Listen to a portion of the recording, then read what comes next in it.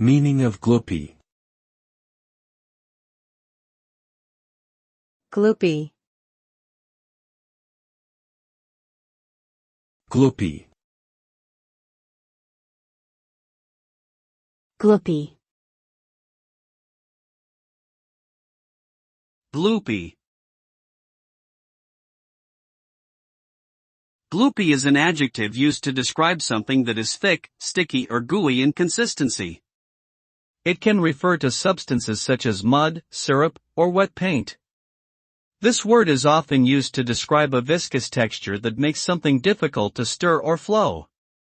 For example, a gloopy batter may be hard to pour into a pan, or a gloopy sauce may cling to the inside of a jar. Overall, gloopy implies a degree of resistance to movement due to its thick and sticky quality.